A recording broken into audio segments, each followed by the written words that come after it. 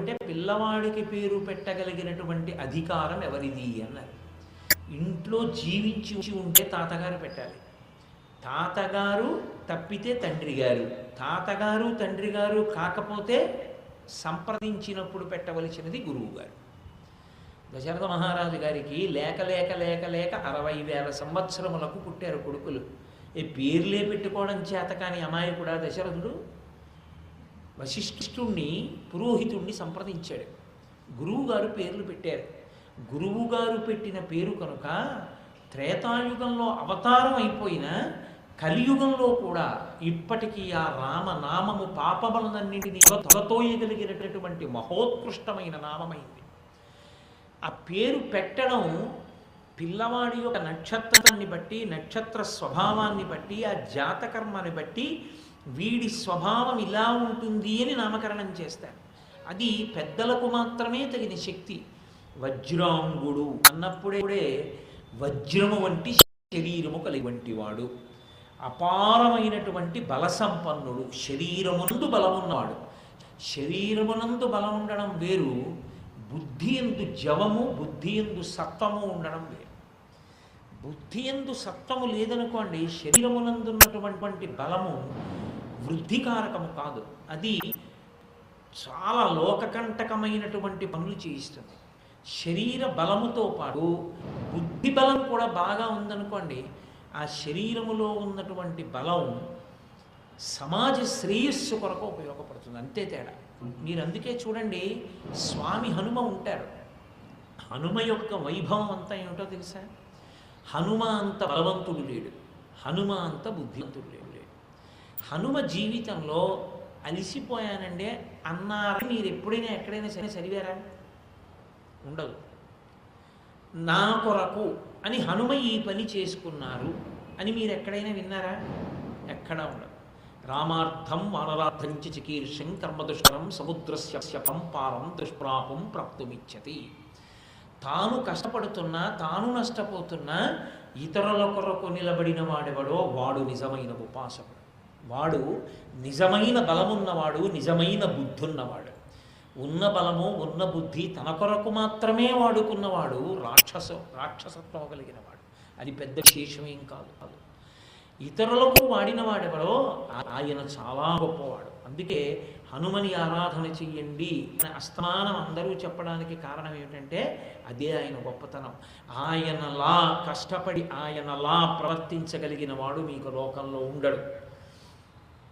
అసలు యథార్థానికి ఒక గురువు దగ్గర విద్య నేర్చుకోవడము అంటే హనుమ కష్టపడి నేర్చుకున్నంతగా నేర్చుకున్నవాడు వీరొకడు మీకు లోకంలో కనపడ్డాడు.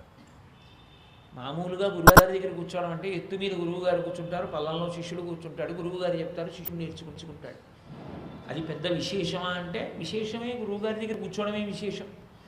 కానీ మరి హనుమ సూర్యనారాయణమూర్తి దగ్గర నేర్చుకున్నారు. ఎంత ప్రకాశాన్ని పొందేస్తుంటాడు మధ్యాహ్నానికి, ఎంత వేగంగా వెళ్ళిపోతుంటాడు. పైగా గురువుగారు వెళ్ళిపోతుంటే గురువుగారి పక్కన నిలబడి ఇలా ఆయన నోటి పక్కన చెవి పెట్టి వినచ్చా? గురువుగారితో సమానంగా కుదరదు. పోనీ గురువుగారి కన్నా ముందు వెళ్ళి విందామా? పృష్ఠభాగం పెట్టకూడదు. గురువుగారి వైపుకి ముందుకు తిరిగి పృష్ఠభాగం వెనక్కి పెట్టి సూర్యుడు ఎంత వేగంతో పెడతాడో అంత వేగంగా వెనక్కి పెడుతూ చదువు నేర్చుకోవాలి. అలా నేర్చుకున్నాడు ఆయన. నేర్చుకుని నవవ్యాకరణ పండితుడయ్యాడు. అది ఆయన శ్రద్ధ. అందుకే బుద్ధిర్యశో బలం ధైర్యం నిర్భయత్వ వరోగత అజాడ్యం వాక్పటత్వం చ హనుమ శరణాత్మవేత్. ఆయన్ని సేవిస్తే నీకు బుద్ధి కలుగుతుందిరా అంటారు పెద్దలు. కనుక ఆ దితిపుత్రుడైనటువంటి వజ్రాంగుడు రాక్షసుడయ్యాడు. బలం ఉంది శరీరంలో కాబట్టి భోగమును కోరుకుంటాడు. ఆ బలంతో కావలసింది ఏమిటి అంటే ఎప్పుడూ ఈ శరీరంతో భోగం అనుభవించాలి.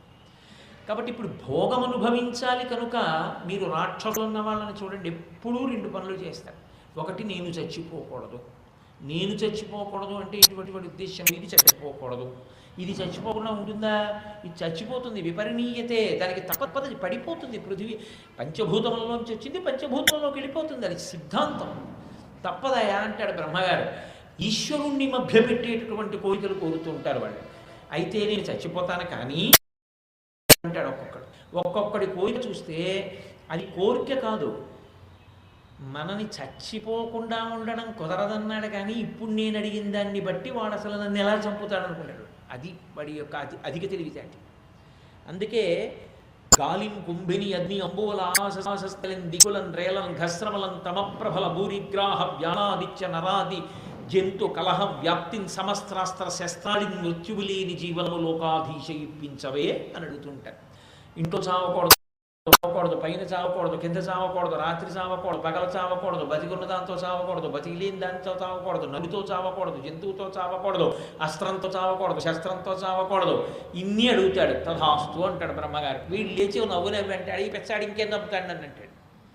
పగలు కాదు, రాత్రి కాదు, అసుర సంధ్య వేళ, కింద కాదు, మీద కాదు, తొడల మీద, ఇంట కాదు, బయట కాదు, కప మీద, బతికున్నది కాదు, చచ్చిపోయింది కాదు, పెరిగితే తీసేస్తే బాధ పెట్టదు కాబట్టి గోళ్ల చీర, నరము కాదు, నరుడు కాదు, మృగము కాదు, నరసింహంగా ఆయన ఎన్ని అడిగాడో అన్నింటికీ మినహాయింపు తీసుకొస్తూ ఒక రూపాన్ని తీసుకుని ఈశ్వరుడు వచ్చి వీడిని సంహరించేస్తాడు.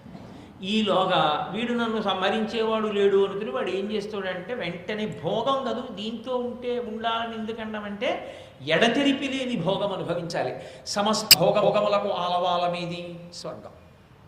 కాబట్టి వెంటనే స్వర్గలోకం మీద దండయాత్ర చేస్తాడు. చేసి ఇంద్రుణ్ణి పదవీ భ్రష్టుణ్ణి చేస్తాడు. తాను కూర్చుంటాడు.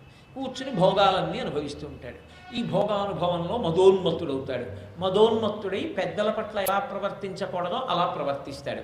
ఆ ప్రవర్తించిన కారణం చేత ఈశ్వరుడు అవతార స్వీకారం చేసి సంహార ప్రక్రియకి వెళ్ళిపోతాడు. వెళ్ళి ఆ వరాలు కోరుకున్నవాడు పడిపోతాడు. ఏమిటి సాధించాడు అంటే ఏమి ఉండదు, అల్లరి కసి. వజ్రాంగుడు అంతే. అంటే ఏదో వజ్రాంగుడు వెళ్ళాడు, అది వేరు. తత్వం తెలుసుకోవడం వేరు. తత్వం తెలుసుకున్నవాడు నేను ఆత్మ, ఇది పడిపోతుంది. సత్యం ఇది పడిపోకుండా ఉంటుందా? పడిపోతుంది అన్నాడు అనుకోండి, వాడు జ్ఞాని, వాడు శాశ్వతత్వాన్ని పొందుతాడు. అంతే తేడా. రాక్షసుడుగా బతకడం అంటే దీంతో ఉండాలనుకోవడం, జ్ఞానిగా ఉండిపోవడం అంటే ఇది ఉండదని తెలుసుకుని దీనితో సాధన చేసి లోపల ఉన్న ఆత్మని తెలుసుకుని ఆత్మ నిలబడ్డం. ఏది ఉంటుందో దాన్ని సత్యంగా పట్టుకోవడం, ఏది ఉండదో దాన్ని అసత్యమని పట్టుకోవడం. ఈ తెలుసుకోవడానికి దీంతో ఉండడం, అది సాధన. ఋతుమంతం అంటారు. అందుకే శరీరాన్ని ఇందులో ఉండి సాధన చెయ్యాలి తప్ప బలవంతం పడగొట్టకూడదు. ఇది అసలు. కనుక ఇలా చేసిన వాడెవరో వాడు శాశ్వతంగా ఉండిపోతాడు. ఆత్మగా ఉన్నవాడు ఎక్కడికి వెళ్ళిపోతాడు? ఆత్మగా నిలబడిపోయినవాడు ఆత్మగా నిలబడిపోతాడు అంతే. ఇంకా అతను వెళ్ళడానికి పుట్టడానికి ఏముండదు. కానీ వీడు మళ్ళీ మళ్ళీ పుడుతుంటాడు యోనులు ఎందు. అలా వజ్రాంగుడు దేవలోకం మీద దాడి చేశాడు. ఇంద్రుడు వెళ్ళిపోయాడు. ఆ వెళ్ళిపోతున్న ఇంద్రుణ్ణి పట్టుకున్నాడు, తీసుకొచ్చాడు, కారాగారంలో పెట్టాడు. చాలా సంతోషంగా ఉన్నాడు. ఇప్పుడు ఎక్కడో దాక్కుంటే మళ్ళీ వస్తాడని భయం. తన కారాగారంలోనేగా ఉన్నాడు. యథేచ్ఛగా ప్రవర్తిస్తున్నాడు. చతుర్ముఖ బ్రహ్మగారు చూసి, వరం ఇచ్చినవాడు ఆయనేగా, ఆయన తపస్సు చేసినప్పుడు నీకు ఎనలి బలం ఉంటుందని. కాబట్టి ఇప్పుడు ఆ చతుర్ముఖ బ్రహ్మగారు ఇంద్రుడు ఇలా కారాగారంలో ఉండడం ఏమిట్రా దోషభూయిష్టమని ఈ వజ్రాంగుడి తండ్రి అయినటువంటి కశ్యప ప్రజాపతిని తీసుకుని, కశ్యప ప్రజాపతి మహానుభావుడు, కానీ ఆయన కడుపునే ఇద్దరు వస్తూ ఉంటారు, దితి అదితి క్షేత్రముల వల్ల. ఇద్దరూ కలిసి వజ్రాంగుడి దగ్గరికి వెళ్ళారు. తండ్రి తాత ఇద్దరూ వచ్చారు. లేచాడు, నమస్కారం చేశాడు. ఏమి ఇద్దరు ఇలా వచ్చారన్నారు. ఒరే ఇంద్రుణ్ణి ఖైదు చేసావు, తప్పుగా విడిచిపెట్టరా అన్నారు. ఏదో పూర్వమైన కారణాలు కొన్ని చెప్పాడు. చెప్పి అందుకుని కారాగారంలో పెట్టాను, కానీ మీరిద్దరు అడిగారు కాబట్టి ఈ ఇంద్రుణ్ణి విడిచిపెడుతున్నాను అన్నాడు. ఆ ఇంద్రుణ్ణి విడిచిపెట్టేశాడు. బ్రహ్మగారి యొక్క అనుగ్రహాన్ని పొందాడు. అది వజ్రాంగుని యొక్క గొప్పతనం ఎక్కడుందంటే రాక్షసుడిగా అనిపించిన బ్రహ్మగారి యొక్క అనుగ్రహాన్ని పొందాడు. అందుకని సత్వగుణ ప్రవేశం చేశాడు. ఒక ఋషి ఎలా ఉంటాడో అటువంటి జీవనాన్ని చేస్తాడు. సమస్త వైరాలు మరిచిపోయి ఎంతో బుద్ధితో, ఎంతో సమస్త భూతముల పట్ల ప్రేమతో, అంతటా ఈశ్వరుణ్ణి చూడడాన్ని సాధన చేస్తూ సాత్వికమైన జీవనమనందున్నాడు. ఆయన వరాంగి అని ఒక స్త్రీని వివాహం చేసుకున్నాడు. చాలా కాలం ఆమె ఈయన్ని అనుగమించింది, కష్టపడి సేవించింది. ఒకనాడు అడిగాడు, ఇన్నాళ్ళ నుంచి నువ్వు నన్ను అనుగమించి సేవించావే భార్యగా, నీ కోరిక ఏమిటి? నీకు నేనేం కోరిక తీర్చాలి భార్య భర్తగా అని అడిగాడు. ఆవిడంది, 3 లోకములను ముప్పు తిప్పలు పెట్టగలిగినవాడు, విష్ణువుకు పరమద్భీషి అయినటువంటి అపారమైన బలసంపన్నుడైన కొడుకు నాకు కావాలి. తల పట్టుకుని వచ్చాడు. నాకు పోయింది వైరం, ఈవిడికి పోలేదు వైరం. ఈవిడి విష్ణుద్భీషి కావాలంటోంది, 3 లోకములను బాధ పెట్టగలిగిన వాడు కావాలంటోంది, అది నా వలన కావాలంటోంది అని. అటువంటి కుమారుడు సంభవించాలి అంటే, అంతటి అపూర్వమైన శక్తులున్నవాడు పుట్టాలి అంటే ఒక్క పరమేశ్వరుని యొక్క అనుగ్రహం వినా మార్గం ఉండదని తత్వం తెలుసున్నవాడు కనుక చతుర్ముఖ బ్రహ్మగారి గురించి ఘోరమైన తపస్సు చేశాడు. బ్రహ్మగారు ప్రత్యక్షమయ్యారు. ఏం కావాలరా నాయన నీకు అని అడిగారు. ఇక్కడ మీరు చాలా జాగ్రత్తగా గమనించాలి. ఇది తండ్రి వైపు నుంచి వస్తున్నటువంటి వరం కొడుక్కి. ఆయన అన్నాడు, 3 లోకములను శాసించగలిగి, 2 విష్ణువుని ద్వేషించేటటువంటి వాడు. విష్ణువుని ద్వేషించడము అంటే సత్వగుణమును తిరస్కరించి ఇతరులను బాధ పెట్టేటటువంటి మనస్తత్వం ఉన్నవాడు. నా కొడుకుగా కావాలి, వరాన్ని అన్నాడు. తథాస్తు. పెద్ద వరమా? అలాగే దాంతోనే ఈశ్వరుడు కూడా ఆవిర్భవిస్తాడు, అవతార స్వీకారం చేస్తాడు. నీ కర్మ, సరే సరే అలాగే తీసుకో అన్నాడు. వచ్చాడు, తన తేజస్సుని భార్య యందు నిక్షేపించాడు. ఆ కారణం చేత తారకాసుర జననం జరిగింది. వజ్రాంగునికి కుమారుడిగా తారకాసురుడు పుట్టాడు. మనకి పురాణాల్లోనూ కావ్యాల్లోనూ ఎప్పుడూ ఒక విషయం వర్ణింపబడుతుంది, మనం చాలా తేలిగ్గా తీసుకుని పక్కకి విడిచిపెట్టేస్తాం. కానీ అసలు ప్రధానమైనది అక్కడే ఉంటుంది. శకునములను వర్ణిస్తారు. ఒక్కొక్కడు పుట్టినప్పుడు తారకలు ప్రకాశిస్తాయి, నక్షత్రాలన్నీ ప్రకాశిస్తాయి, గాలి మందమారుతంగా వీస్తుంది, ఆవులు పాలు ఎక్కువ ఇస్తాయి, ఎంతో సంతోషాన్ని పొందుతుంది లోకం అకారణంగా. అంటే మహాసత్వ సంపన్నుడైన వాడు పుట్టాడు అని. తారకాసురుడు పుట్టినప్పుడు ఆవుల యొక్క పొదుగుల నుండి, కన్నుల నుండి నెత్తుటి బిందువులు కింద పడ్డాయి. గాడిదలు నిష్కారంగా ఓండ్ర పెట్టాయి. ఆడనక్కల నోట్లోంచి నిప్పులు పడ్డాయి. నక్షత్రములు మసకపారిపోయాయి. విశేషమైనటువంటి ధూళితో కూడుకుని గాలి పైకి లేచింది. యజ్ఞమునందు ఉన్నటువంటి అగ్నులు పొగబారి కిందకి వెళ్ళిపోయాయి. హవిస్సిస్తున్నప్పుడు పైకి లేవలేదు. అంటే లోకకంటకుడైనటువంటి వాడు జన్మించాడు అని గుర్తు. అటువంటి పిల్లవాడు జన్మించాడు. ఆయనకి తారకాసురుడు, తారకుడు, అసురుడు రాక్షసుడు కనుక అసుర శబ్దం కన చేరింది. తారకాసురుడు అని, తారకుడు అని నామకరణం చేశాడు కశ్యప ప్రజాపతి. ఇప్పుడు ఈ పిల్లవాడు పెరిగి పెద్దవాడయ్యాడు. వీడు పెరిగి పెద్దవాడై వీడు బ్రహ్మగారి గురించి తపస్సు చేశాడు. ఇప్పటికే వీడికి పుట్టుకతోనే ఉంది వరం. వాడు 3 లోకములను శాసించగలడు, విష్ణుద్వేషి. పరమేశ్వర తత్వంలో ఉన్న గొప్పతనం ఏమో తెలుసా అండి? మంచికి మంచి, చెడుకి చెడు. నువ్వు పూజ చేసావు, వరం ఇస్తాడు. దారి తప్పావు, పడగొడతాడు. అందుకే భారతంలో విష్ణువు ప్రతిజ్ఞ చేశారు, వాడికి బ్రహ్మగారు వరం ఇచ్చారు కదా అని నేను వాడిని చంపను. శుద్ధ సాధులందు, సురలందు, స్మృతులందు, గోవులందు, విప్రకోటియందు, ధర్మపదవియందు, తమిళినాయందు వాడెన్నడలుగు నాడు పట్టి హింస చేతు మెదింతు. ఆయన అంటారు, వీటి జోలికి వాడి బలాన్ని ఎప్పుడైనా ఉపయోగిస్తే అప్పుడు వస్తాను అవతారం తీసుకొని. శుద్ధ సాధులందు, భగవంతుణ్ణి త్రికరణ శుద్ధిగా నమ్ముకున్న వాళ్ళ జోలికి వెళ్ళావో ఈశ్వరుడు వచ్చేసి సంహారం చేస్తాడు. శుద్ధ సాధులందు, సురలందు, దేవతల్ని ధిక్కించిన. అలాగే గోవులందు, గోవుని బాధ పెట్టిన. ఎందుచేత అంటే సాధారణంగా అశ్వపూజ, గజపూజ, గోపూజ అని 3 చేస్తారు. ఇందులో అశ్వపూజ పశుపూజ, గజపూజ పశుపూజ, గోపూజ పశుపూజ కాదు, సాక్షాత్ పరదేవతా పూజ. ఎప్పుడైనా అమ్మవారి గుడికి వెళ్ళినప్పుడు అమ్మవారి గుడి తలుపు మూసి ఉన్నా బయట ఆవు కనపడింది అనుకోండి, ఇక మీరు దర్శనం అవ్వలేదన్న మాట వాడకూడదు. మిమ్మల్ని అనుగ్రహించాలని పరదేవత బయటికి నడిచొచ్చి ఆవు రూపంలో నిలబడుతుంది. ఆవు ఏ పరదేవత. అందుకే అమ్మవారిని ప్రశ్న వేశారు, ఏమమ్మా నువ్వు కరుణామూర్తి అంటారే, అమ్మలేని తనాన్ని ఎవడు తట్టుకోలేడు కదా, లోకంలో మరి బిడ్డ కన్నా ముందు తల్లి చచ్చిపోతుందే, అప్పుడు అమ్మ లేదన్న శూన్యాన్ని వాడు ఎలా తట్టుకుంటాడు? నువ్వే జగదంబవై నువ్వు అమ్మని ఎందుకు చంపుతున్నావు? అమ్మను ఉంచద్దా అంటే ఆవిడంది, అమ్మని తీసినందుకు ముగ్గురు అమ్మల్ని ఇస్తూ ఉంటాను కానీ ఇప్పుడు ఒకటి నా స్వరూపంలోనే ఈ భూమి మీద తిరిగి ఇది గోమాత సాక్షాత్ పరదేవత. అందుకే పుట్టినరోజు వచ్చిందనుకోండి, పుట్టినరోజు నాడు యథార్థంగా చెయ్యవలసింది ఏది అంటే కేక్ కట్ చేసుకోవడం, సినిమాకి వెళ్ళడం కాదు. పుట్టినరోజు నాడు చెయ్యవలసింది చేతిలో పాలు పోసుకుని అందులో కాసిని నువ్వులు వేసుకుని, అది కూడా నల్ల నువ్వులు, దాంట్లో బెల్లం ముక్క వేసుకుని 3 మార్లు లోపలికి పుచ్చుకోవాలి. మళ్ళీ వచ్చే పుట్టినరోజు చూస్తాడు, అపమృత్యు దోషం తొలగిపోతుంది. 2 7 చిరంజీవుల యొక్క పేర్లు అశ్వత్థామ, బలివ్యా, సౌహనుమాస్య, విభీషణ, ఆ శ్లోకం చెప్పుకుని 7 చిరంజీవుల్ని స్మరించాలి. పెద్దలైన వారు ఎవరుంటారో వారికి నమస్కారం చేయాలి. దేవాలయానికి వెళ్ళి దర్శనం చేసుకోవాలి. గృహస్థైతే ఆ రాత్రి బ్రహ్మచర్యని పాటించాలి.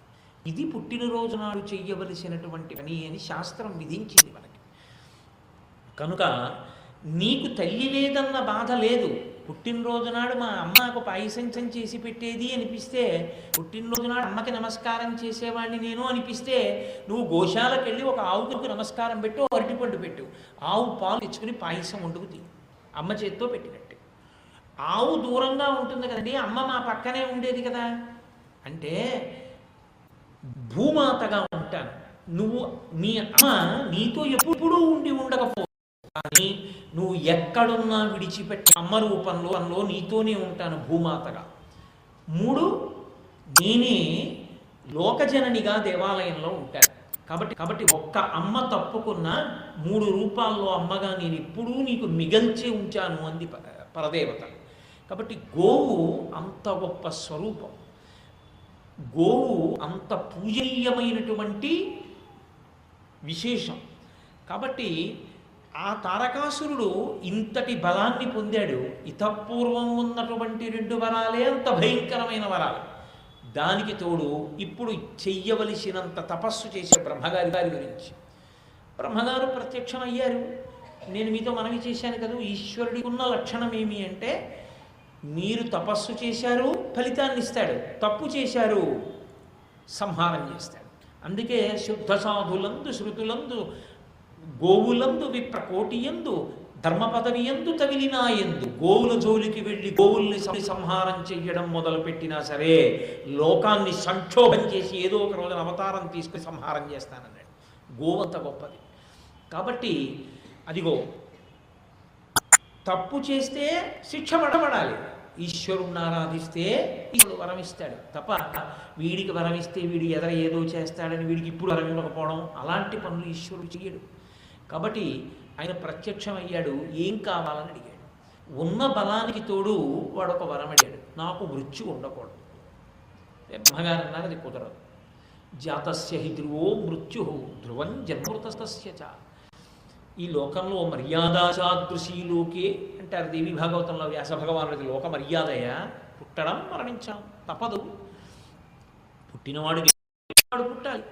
కాబట్టి ఇంకొక వరం కోరుకో, చచ్చిపోకుండా ఉండడం కుదరదు అంటే ఆయన బాగా ఆలోచించాడు. నేను ఏ వరం కోరుకుంటే సంభవం కాదు ఆలోచించాడు. ఒకటి, పక్కన భార్యాస్వరూపం లేనటువంటి ఒకే ఒక్క స్వామి పరమేశ్వరుడు. ఎందుకని? దాక్షాయణీదేవి అవత పరిసమాప్తి చేసింది, ఆవిడ ఎక్కడ ఇంకా పుట్టలేదు. కాబట్టి శివుడికి ఇల్లాలు లేదు ఇప్పుడు పక్కన. శివుడికి ఇల్లాలు లేదు కాబట్టి శివుడికి కుమారుడు జన్మించేటటువంటి అవకాశం లేదు.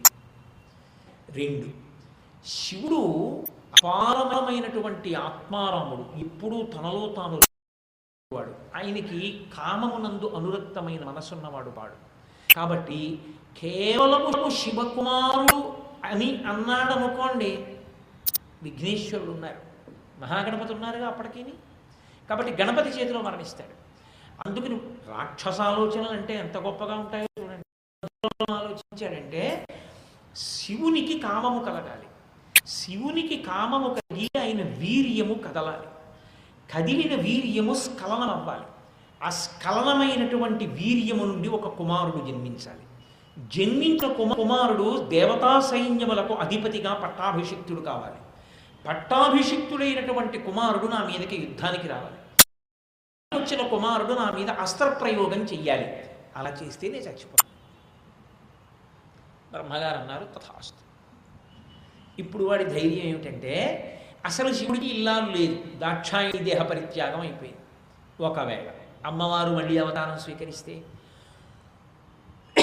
పార్వతీ కళ్యాణం జరగదు. అందుకే పార్వతీ కళ్యాణం ఎక్కడ చెప్పినా ఎక్కడ విన్నా లోక కళ్యాణం అంత శక్తినిస్తుందనడానికి కారణం అదే.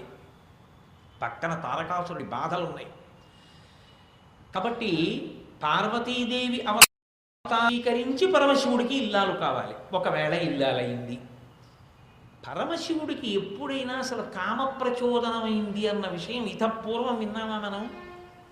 వినలేదు. కాబట్టి ఆయనకి కామం కలగదు. కామము కలగటువంటి శివుడికి కామము కలగాలి. ఎన్ని వేల సంవత్సరాలకు కలుగుతుంది, ఎందుకు కలుగుతుంది? ఆయనకి కలిగింది పో. ఆయన వీర్యాన్ని భరించేవాళ్ళు ఎవరు? కాబట్టి భరిస్తానని ముందుకు రావాలి. అది ఎవరు? ధర్మపత్ని వస్తుంది తప్ప ఇంకోళ్ళు రాకూడదు. అందుకే కుమార సంభవం అంత గమ్మత్తుగా నడిచింది. పార్వతీదేవి వలననే వీర్యస్ఖలనము జరగాలి. జరిగింది పో. పరమేశ్వరుడి వీర్యము తన యొక్క దాని స్థానము నుండి కదులుతుందా? రేతస్థానంలో కదలడమే. కదిలిన వీర్యం భూమి మీదో ఎక్కడో పడ్డమే, ఏదో క్షేత్రం స్వీకరించడమే. ఎవరు భరించలేదు శివవీర్యాన్ని. భరించితే కొడుకు పుట్టాలి అంటే అది స్త్రీ యొక్క శోణితముతో కలవాలి. కలిసి కొడుకుగా పుట్టడం ఎలా సంభవం? పుట్టాడు పో. వాడే దేవసేనలకంతటికీ కూడా అధిపతి ఎలా అవుతాడు? పెద్ద కొడుకున్నాడుగా మహాగణపతి, ఆయనకి ఇవ్వకుండా ఈయనకి ఇస్తారు అధికారం. ఆయనకి కదా ఇస్తారు. మహాగణపతి దేవసేనకి అధిపతి అయితే ఇక కుమారస్వామికి ఇవ్వరుగా, తర్వాత పుట్టేవాడికి ఇవ్వరుగా. ఒకవేళ మహాగణపతి అయితే మహాగణపతి శివవీర్యములకు జన్మించిన వాడు కాడుగా. శివునికి కామప్రచోదనం కలిగి వీర్యము స్ఖలనమైతే పుట్టినవాడు కాడుగా. పుట్టినవాడు కాడు కాబట్టి దేవసేనాధిపత్యం పుచ్చుకుని వచ్చి తన మీద అస్త్రం వేసినా తాను మరణించడుగా. ఇంత పెద్ద గొడవ జరగాలంటే అసలు సంభవమా ఇవన్నీ? అసలు ఇలా జరగడానికి ప్రార్థన చెయ్యాలంటే దేవతలకంత ధైర్యమా? నా కనుసమ్మలు దాటి ఎవరు ప్రార్థిస్తారు? ఆకాశికాశక్తిని అమ్మ నువ్వు మళ్ళీ అవతార స్వీకారం చెయ్యని ఎవరు అడుగుతారు? ఎక్కడ పుడుతుంది? ఎలా పెరుగుతుంది? ఎలా శివుణ్ణి చేరుతుంది? ఎలా కళ్యాణం జరుగుతుంది? ఇద్దరికీ కళ్యాణం జరిగి ఇద్దరు ఎలా విహరిస్తారు? విహరించడానికి శివుడు ఒప్పుకుంటాడా? విహరించి ఆయనకి కామం కలుగుతుందా? శివవీర్యం స్ఖలనం అవుతుందా? కాబట్టి నాకు మరణం లేదు. ఈయన ఎలా అనుకున్నాడో అలా పరమశివుడు అనుకోలేదు. ఎందుకో తెలుసా అండి? వాడు అలా అన్నాడు కాబట్టి నేను కామప్రచోదనాన్ని పొంది నా వీర్యము స్ఖలనము చేసి కుమారుణ్ణి ఉద్భవింపచేస్తానని శివుడు సంకల్పము చెయ్యలేదు. ఎందుకో తెలుసా అండి? ఇంత హీనమైన కోరిక వాడు కోరాడని ఆయన కామప్రచోదనం పొందడానికి ఆయన సిద్ధంగా లేడు. ఇప్పుడు దేవతలందరూ కలిసి పెద్ద బాధకి లోనైపోయారు. ఏమిటి బాధ అంటే రాక్షస బాధ. రాక్షస బాధ అంటే సామాన్యంగా ఏముండదు. రాక్షస బాధ అంటే ఒక్కటే ఉంటుంది, వేదమును ప్రమాణముగా అంగీకరించడానికి వీలు లేదు. అదే రాక్షసులకే బాధ. వేదం చదవకూడదు, వేదమంత్రం చెప్పకూడదు, యజ్ఞయాగాలు చెయ్యకూడదు, సంధ్యావందనం చేయకూడదు. మరి పూజల్ని ఎవరికి? తారకాసురుడికే. హవిస్సులన్నీ ఎవరికి? తారకాసురుడికే. దేవుడెవరు? తారకాసురుడే. ఆయన ఎలా చెప్తే అలా దీపాలకులు కూడా ప్రవర్తించాలి. అంటే ఈశ్వరుడు చెయ్యవలసిన శాసనాన్ని తాను చేస్తాడు. ఇక్కడ ఈ స్థితిని దేవతలు పొంది తారకాసురుని వలన విశేషమైనటువంటి బాధ పొందుతున్నారు.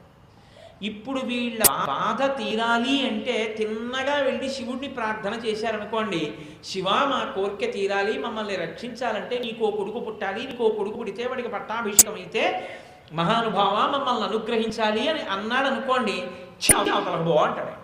ఎందుకని? ఆయన అలా ఎవరిని పడితే వాళ్ళని క్షేత్రంగా తీసుకోడు. ఒక్క పార్వతీదేవి మాత్రమే ఆయనకి భార్య. కాబట్టి అమ్మవారు ఆవిర్భవించారు. ఎక్కడ ఆవిర్భవిస్తుంది? ఎక్కడ పుట్టాలి? ఇప్పుడు తల్లి దక్ష ప్రజాపతి ఏమో పుట్టిన పిల్లనిది అంత అవమానించాడు. దానివల్ల ఆమె అసహ్యించుకుంది. నీ తనూభవ అనంగానోర్వా అంది. అంత అసహ్యించుకున్న తల్లి ఇప్పుడు ఎవరి కడుపున పుట్టడానికి అంగీకరిస్తుంది? చెయ్యి దుర్మార్గులు రా, పుట్టిన తర్వాత మీరు నా భర్తృని నిద్ర చేస్తారంట.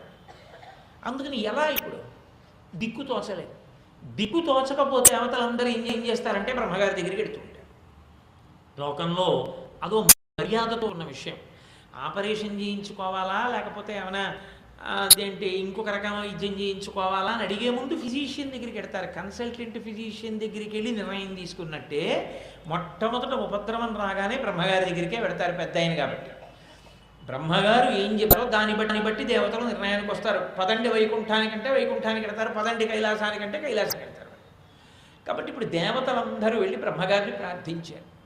ఆయన అన్నాడు, ఒరే మీరు చెప్పిన సమస్య బాగుంది, నిజమే, తారకాసురుడు సంహరింపబడాలంటే ఇంత జరగాలి. కానీ వచ్చిన పెద్ద సమస్య ఏమిటంటే ఇది వెళ్ళి శివుణ్ణి ఎవరు అడుగుతారు? కాబట్టి శివుణ్ణి వెళ్ళి అడిగే సమస్య కాదు, ఆయన అంగీకరించే పరిష్కారము కాదు. ఇప్పుడు శివుని యొక్క వీర్యము స్ఖలనమయ్యేట్టు చెయ్యగలిగిన ఏకైక స్వరూపిణి లోకంలో పరదేవ ఒక్కతైతయే. అమ్మవారి దగ్గరికి వెళ్ళి ప్రార్థన చెయ్యాలి, అది పరాశక్తిని మనందరం. ఆమెని ప్రార్థన చేస్తే ఆమెను అడగాలి, అమ్మా నువ్వు అవతారం స్వీకరించమ్మా, అవతారం స్వీకరించి నువ్వు శివునకు ఇల్లాలవైతే మీ ఇద్దరికి ఎరుపున పుట్టినటువంటి పిల్లవాడికి దేవసేనాధిపతిగా పట్టాభిషేకం చేసి మేము తారకాసుర బాధల నుండి వినిర్ముక్తం కావాలి తల్లి అని అడగాలి. అందుకని బయలుదేరండిరా మీ అందరూ పరాశక్తిని ప్రార్థన చేయండి అన్నాడు.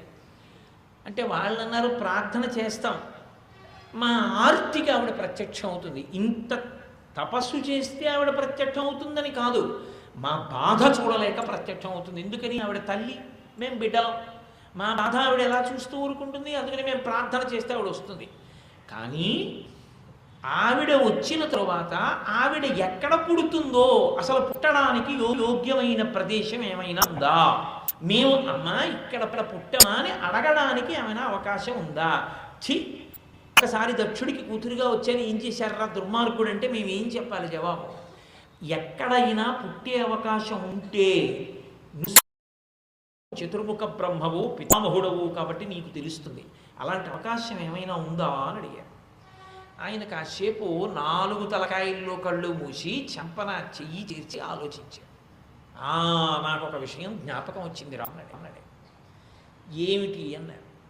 మహాత్ములు ఇచ్చినటువంటి శాపము సత్యమయ్యేటట్టు చూడవలసినటువంటి స్థితి పరమేశ్వరుడి మీదనే ఉంటుంది. ఈ మాట మీరు చాలా జాగ్రత్తగా గమనించాలి, నేను అన్న మాటని. మహాత్ములైనటువంటి వారు త్రికరణ శుద్ధితో ఉంటారు. మహాత్ముడు అన్న మాటకు అర్థం ఏంటో తెలుసా అండి? త్రికరణ శుద్ధి కలిగిన వాడు అని. లోపల ఏది ఆలోచిస్తాడో అది మాట్లాడతాడు, ఏది మాట్లాడాడో అది చేస్తాడు తప్ప లోపల ఒకటి ఆలోచించడం, ఒకటి మాట్లాడడం, ఒకటి చెయ్యడం ఆయనకు ఉండదు. అలా ఎప్పుడూ త్రికరణ శుద్ధిగా ఉన్న మహాత్ములకు కొంతకాలానికి ఏమైపోతుందంటే అదే తపస్సు. కొంతకాలానికి ఏమవుతుందంటే వారి నోటి వెంట ఒక మాట వచ్చిందనుకోండి, అలా జరగాలని లేదు కానీ ఈశ్వర శాసనంలో, కానీ ఈశ్వరుడు ఏం చేస్తాడంటే తన శాసనాన్నే మార్చి వారన్న మాట నిజం చేస్తాడు. ఎందుకంటే వారి మాట నిజం కాకుండా పోకూడదు, వారి తపశ్శక్తి అటువంటిది. ఒక అల్పాయుర్దాయం ఉన్నవాడు ఒక మహాత్ముడికి వెళ్ళి నమస్కారం చేశాడు, ఆయన చిరంజీవ అన్నాడు. అంతే, ఇవ్వాలి, శతాయుష్కుణ్ణి చేస్తాడు ఈశ్వరుడు. ఎందుకో తెలుసా అండి? వాడికి అర్హత ఉందని కాదు, మహాత్ముడి మాట నిజం చేయడానికి. అది శాపరూపంలోనైనా అనొచ్చు. శాపం ఇవ్వడానికి ఓ మాట అన్నారనుకోండి, నీవు పెద్ద కాలంలో బండరాయివై అరణ్యమునందు పడియుందువుగాక అన్నాడు అనుకోండి. ఇప్పుడు ఎదురుగుండా ఉన్నవాడు బండరాయి ఎందుకు అవుతాడు అంటే ఆయన అన్న మాట వృధా పోకుండా సత్యం చెయ్యవలసినటువంటి కర్తవ్యాన్ని ఈశ్వరుడు స్వీకరిస్తాడు, అందుకుని అవుతాడు. కాబట్టి ఒకానొక నాడు ఒక మహాత్ముడిచ్చిన శాపాన్ని నిజం చెయ్యడానికి అమ్మవారు అవతరించవలసిన అవసరం ఉంది మేనకాదేవి కడుపున అన్నాడు. అయ్య బాబోయ్, అంత పెద్ద కథ అయితే మాకు చెప్పండి, మేము పరదేవతను అడుగుతాం, ఇలా పుట్టమని అన్నాడు. ఆయన అన్నాడు, నాకు జ్ఞాపకం వచ్చింది, ఒకానొకప్పుడు విష్ణు సభలో పెద్ద కోలాహలంగా ఉత్సవం జరుగుతుంది.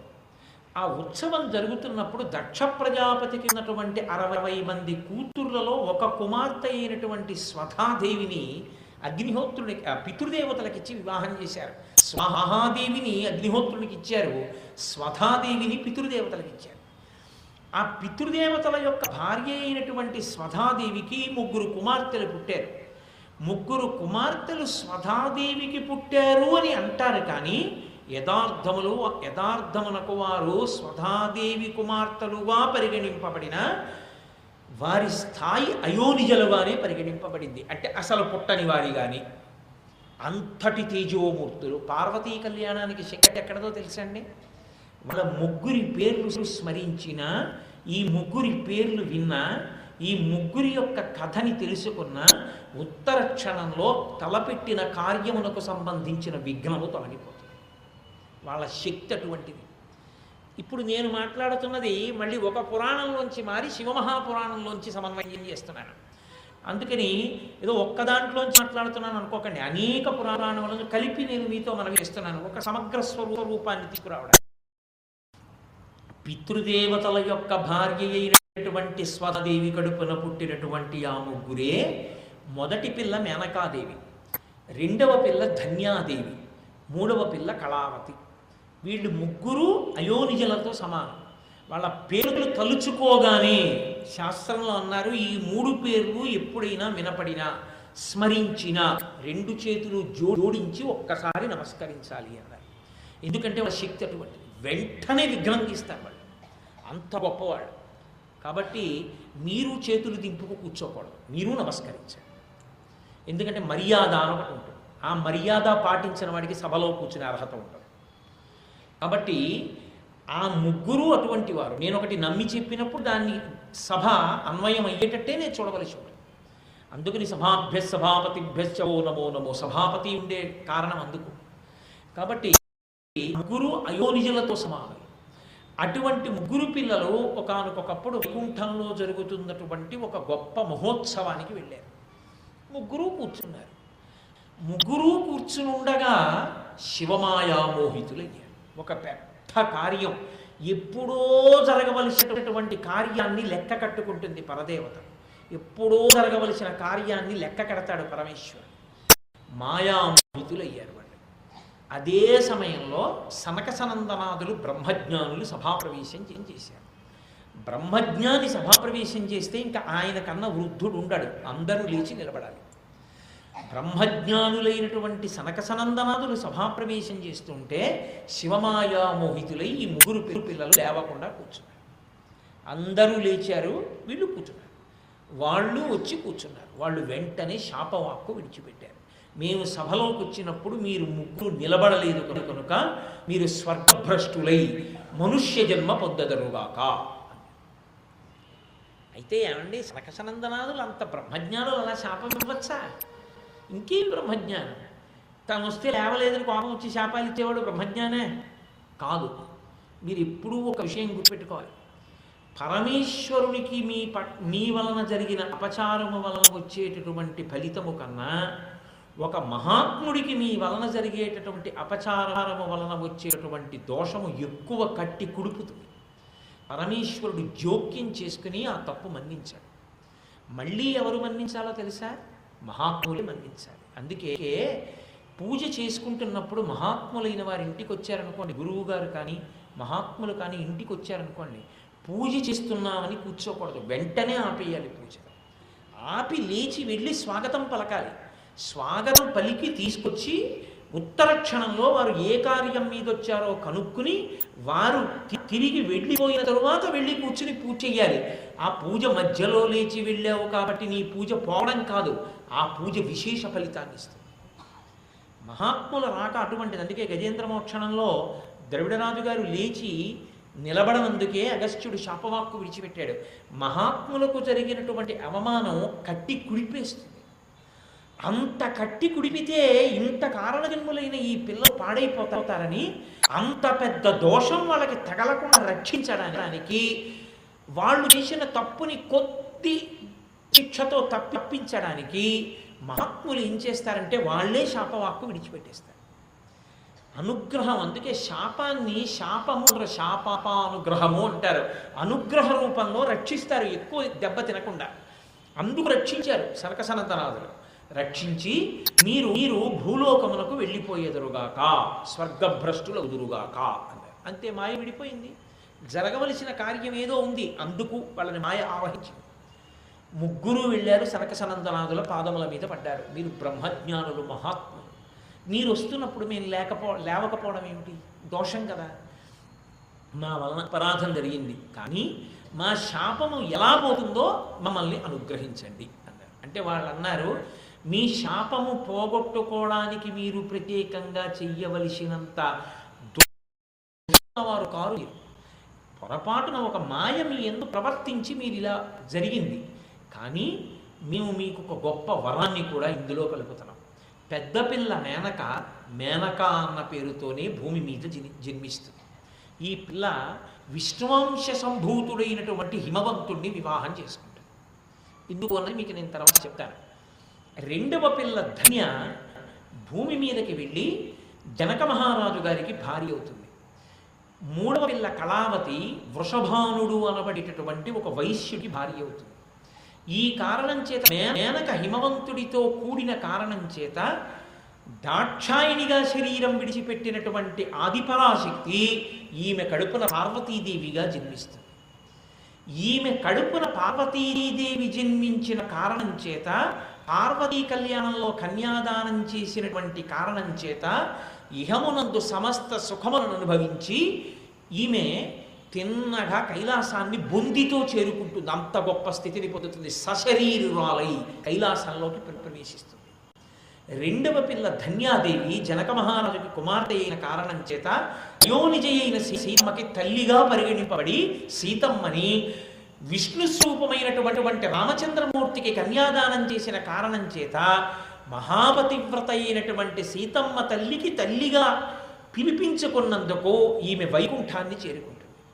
మూడవ పిల్ల అయినటువంటి కళావతి వృషభానుడు అనబడేటటువంటి వైశ్యుడికి భార్య అయిన కారణం చేత ఈమె కడుపున పుట్టేటటువంటి రాధాదేవి శ్రీకృష్ణ భగవానుడికి అత్యంత ప్రియురాలై తదనంతర కాలమునందు ఈమె గోలోకానికి చేరుకుంటుంది. కళావతి రాధాదేవి తల్లి అయింది కాబట్టి మీరు ముగ్గురు శాప విమోచనానంతరం ఇక్కడికి రావలసిన అవసరం ఉండదు.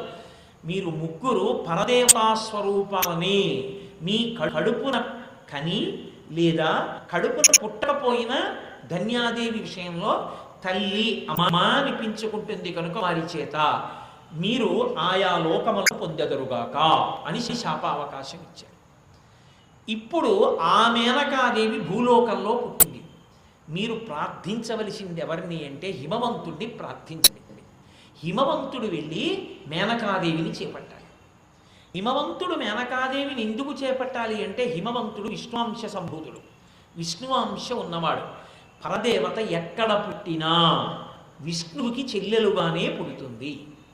ఇది మీరు బాగా గుర్తుపెట్టుకోండి. ఎందుకో తెలుసా అండి, అసలు శాస్త్రంలో పెద్ద రహస్యం ఏమిటంటే పుంస్వరూపంతో ఉంటే విష్ణువు స్త్రీ స్వరూపాన్ని పొందితే వైష్ణవి నారాయణి. నారాయణ పుంస్వరూపం, నారాయణి స్త్రీ స్వరూపం. అందుకే ఇద్దరూ ఏకకాలంలోనే వస్తారు, అన్నా చెల్లెలు. కృష్ణుడిగా ఆయన మధురానగరంలో పుట్టాడు, ఆమె నందవ్రజంలో పుట్టింది. ఇద్దరు ఒక్కసారి పుట్టారు. ఈ ఆవిడికి తల్లిదండ్రులైనటువంటి వారి దగ్గరికి కొడుకుగా కృష్ణుడు వెళ్ళిపోయాడు నందయశోదల దగ్గరికి. ఆయన ఎవరికి తల్లిదండ్రుల్ని చేసుకుని పుట్టాడో ఆ దేవత వసుదేవుల దగ్గరికి ఆవిడ వచ్చేసి ఈ పిల్లని కంసు చంపబోతే పైకి ఎగిరిపోయాడు. అప్పుడే దుర్గా, విజయ మొదలైనటువంటి పేర్లు పొందింది. ఇద్దరు కలిసి పుడతారు, తల్లిదండ్రులు ఒక్కరై ఉంటారు. కాబట్టి ఇద్దరు అన్నా చెల్లెళ్ళు. అందుకే శివ శివాని, భవ భవాని, భర్గ భార్గవి, లేకపోతే హంస హంసిని, శంభు శాంభవి, వీళ్ళు భార్యాభర్తలు. నారాయణ నారాయణి అన్నా చెల్లెళ్ళు. అందుకే కన్యాదానం చేస్తే అమ్మవారిని నారాయణుడి చేస్తారు. మీరు ఇక్కడ చూశారుగా, ఎవరు చేస్తున్నారు కన్యాదానాన్ని? తెల్లగా ఉన్నవాడు పరమేశ్వరుడు, నల్లగా ఉన్నవాడు నారాయణుడు. నల్లగా ఉన్నది నారాయణి, అన్నగారి పోలిక. ఎవరు చేస్తారు కన్యాదానం? అన్నగారే చేస్తారు. అందుకే ఏకాంబరేశ్వరుడి దేవాలయంలో ఎదురుగుగా ఉన్న మొదటి స్తంభం మీదే కంచి కామకోటి చిత్రంతా ఉంటుంది, ఒకే బొమ్మ. ఆయనే కన్యాదానం చేస్తాడు. ఎప్పుడూ అన్నగారిగా అమ్మవారి పక్కన నిలబడతాడు. అసలు ఇంకా పెద్ద రహస్యం ఏమిటో తెలుసా అండి? పుంస్వరూపంలో మగవాడిగా ఉంటే నారాయణ, ఆడదానిగా ఉంటే నారాయణి. ఇద్దరూ అలంకార ప్రియులు. ఇద్దరూ అలంకార ప్రియులు. పురుషుడు పరమశివుడు. అందుకే బ్రహ్మగారు పుట్టాలి. ఎవరికి పుట్టాలి? ప్రకృతిలో శాసనం మగవాడికి పుట్టరు, ఆడదానికి పుట్టారు. అందుకే నారాయణి నారాయణ స్వరూపంతో శివుడిలోకి ఐక్యమవుతుంది. ఆమెయే బయటికి వస్తే ఆయన నాభికమలంలోంచి వచ్చినటువంటి అదే నాభికమలంలోంచి చతుర్ముఖ బ్రహ్మగారు ఆవిర్భవిస్తాడు. ఎందుకని? నారాయణ నారాయణి నారాయణి శివుని ఆయనకి భార్య. లేకపోతే లోకంలో బోలెడని అయిపోతే ఘర్షణ రాదండి. ఒకటి కన్నా ఎక్కువ ఉంటే ఘర్షణ వస్తుంది. ఈశ్వర తత్వము ఒకటిగా అయిపోతుంది. మళ్ళీ ఆ బ్రహ్మగారు నారాయణునిలోకి వెళ్ళిపోతాడు. నారాయణ నారాయణి అయి పరమశివుడిలోకి అర్ధభాగంగా వెళ్ళిపోతాడు. అప్పుడు ఉండిపోయింది ఒక్క తత్వమే ఉండిపోతుంది. అందుకే చదువుకున్న వాళ్ళు కొట్టుకుంటారేమో కానీ చదువుకోని జానపదులు మాట చెప్తారు. కోతులు వేయింజన్నను భాసురముగ నెకలు వేయింజన్నను భాసురముగనొక్క కోతి పర్ణం బెక్కున్న ఆ కోతులు వేయింజన్నను కోకోయని కొక్కి నక్క కోయని కూషన్ అని ఈ తత్వాన్నంతటినీ జానపదులు కోతి మీద మేక మీద నక్క మీద పెట్టి చిట్ట చివరికి అలా మిగిలిపోతుందిరా ఒక్కటే తత్వము అని చెప్తారు. అందుకే నారాయణిగా రాక్షస సంహారం చేస్తాడు, నారాయణ రాక్షస సంహారం చేస్తాడు, శివ జ్ఞానం ఇస్తూ కూర్చుంటాడు. అందుకే ఆయన శుద్ధ సత్వంతో తెల్లగా ఉంటాడు. అందుకే ఇద్దరి ప్రతిజ్ఞ ఒక్కటే. కృష్ణుడిగా పరిత్రాణాయ సాధూనాం వినాశాయ దుష్కృతాం ధర్మ సంస్థాపనార్థాయ సంభవామి యుగే యుగి. భక్తులైన వాళ్ళని రక్షిస్తాను, ధర్మాన్ని పాడు చేసే వాళ్ళని సంహరిస్తాను, ఈ లోకంలో అవతారాన్ని స్వీకరిస్తాను. అమ్మవారి ప్రతిజ్ఞ ఏమిటో తెలుసా అండి? దేవి భాగవతంలో యదా యదా హి సాధూనాం దుఃఖం భవసి దానవా తదా తేషాంచ రక్షార్థం దేహం సంహారయామ్యం. ఇదే శ్లోకాన్ని మారిస్తే అదే శ్లోకం. యదా యదా హి సాధూనాం దుఃఖం భవతి దానవా పరిత్రాణాయ సాధూనాం వినాశాయ చ దుష్కృతాం తదా తేషాంచ రక్షార్థం దేహం సంహారయామ్యహం. పరిత్రాణాయ సాధూనాం వినాశాయ చ దుష్కృతాం ధర్మ సంస్థాపనార్థాయ సంభవామి యుగే యుగే. ఒకటే ప్రతిజ్ఞ ఇద్దరిది. కారణమేమి? ఆమె ఎప్పుడు పుట్టినా విష్ణు స్పర్శ ఉండాలి. ఆయన కూతురుగా ఆయన చెల్లెలిగా అలా రావాలి. ఇంకొక పదార్థం లేదు రావడానికి. అందుకని విష్ణువాంశ సంభూతుడైనటువంటి హిమవంతునకు మేనకాదేవి వివాహం చేసుకుంటే వాళ్ళిద్దరికీ వివాహం అయితే వాళ్ళిద్దరి కడుపున తప్పకుండా పార్వతీదేవిగా పర్వతరాపుత్రిగా దాక్షాయణీ స్వరూపంతో శరీరాన్ని వదిలిపెట్టినటువంటి అమ్మవారు మళ్ళీ పుడుతుంది. మళ్ళీ అమ్మవారు పుడితే ఆమె శివుణ్ణి పొందుతుంది. ఆమె చేసుకుంటుంది శివుణ్ణి కళ్యాణం. నీకు నాకు ఎందుకు? ఒక్కసారి అమ్మవారిని అంగీకరింపచేసి మళ్ళీ ఆమె సంకల్పం చేసి ఉన్నది కనుక అక్కడ సనత్కుమారాచార్యుల వారు ఇచ్చినటువంటి శాపం నిజం చెయ్యవలసిన బాధ్యత పరమేశ్వరుడిదే కనుక ఇప్పుడు పరదేవత పుట్టాలి. ఎందుకని? సనత్కుమారుడు అన్నాడు, నీ కడుపున అమ్మవారు పుడుతుంది అన్నాడు, పార్వతీదేవి పుడుతుంది అన్నాడు. పార్వతీదేవి పుట్టాలి అంటే ఇప్పుడు సనత్కుమారుడు ఇచ్చిన శాపం నిజం కావాలి. ఆయన ఇచ్చిన శాపాన్ని నిజం చెయ్యవలసిన బాధ్యత అమ్మవారిది. అందుకని ఆవిడ పుట్టాలి కాబట్టి అంత నమ్ముకున్న మహాజ్ఞాని మహాభక్తుడి మాట ఒమ్ముపోనివ్వదు. కడుపున పుడుతుంది, తప్పకుండా పుడుతుంది. కాబట్టి మేనకా హిమవంతులను ఒకటి చేయండి. అప్పుడు ఆవిడ పుట్టడానికి యోగ్యత కలుగుతుంది. ఆవిడ పుట్టిందా కర్తవ్యం మీది కాదు. ఆవిడ శివుణ్ణి పొందుతుంది. ఇప్పుడు శివపార్వతులు ఏకమయ్యారా? తర్వాత సంగతి చూద్దాం. పార్వతీదేవి పరమశివుని యందు కామ ప్రచోదనము చేయగలదు బ్రహ్మవాక్కు. ఆమెకొక్కదానికే ఆ శక్తి ఉంది. లోకంలో ఎవరికీ ఈ శక్తి లేదు. ఇక్కడే తప్పు చేశాడు దేవేంద్రుడు.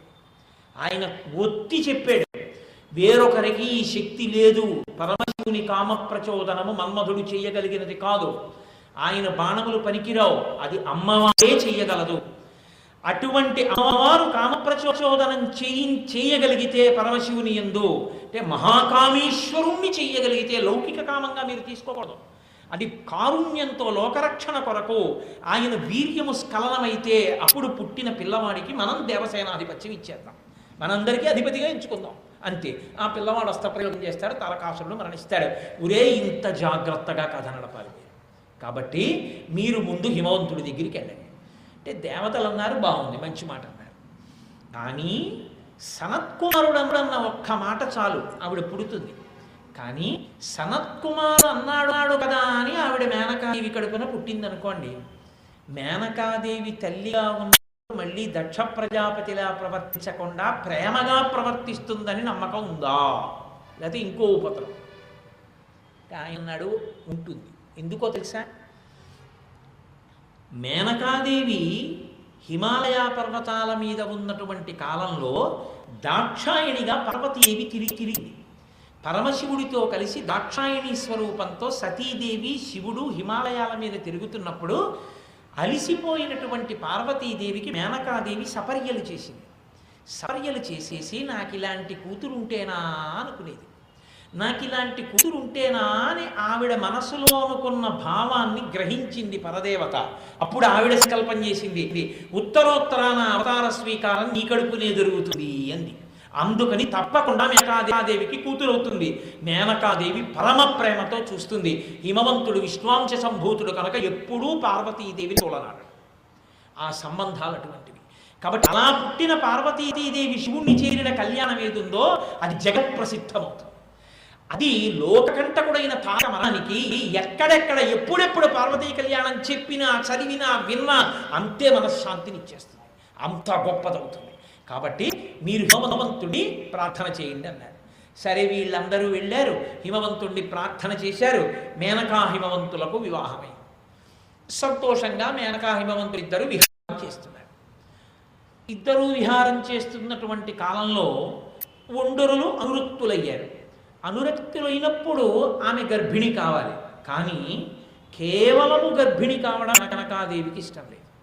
ఆమెకి పరమ పవిత్రమైనటువంటి స్వరూపములు తన కడుపున పుట్టాలి అని కోరిక. ఎందుకని అటువంటి కోరిక పుట్టింది? వెనక సనత్కుమారుని యొక్క శాపం ఉంది. దాన్ని బట్టి ఆవిడ మనసులో అటువంటి ప్రచోదనం వచ్చి ఆవిడ ప్రతి అష్టమి తిథి నాడు ఉపవాసం చేసేది. ప్రతి నవమి తిథి నాడు సువాసిని పూజ చేసేది. ఇది మీరు చాలా జాగ్రత్తగా గుర్తుపెట్టుకోవాలి. పరదేవతానుగ్రహం పొందడానికి అత్యంత తేలికైన మార్గం ఏమిటో తెలుసా అండి? సువాసిని పూజ.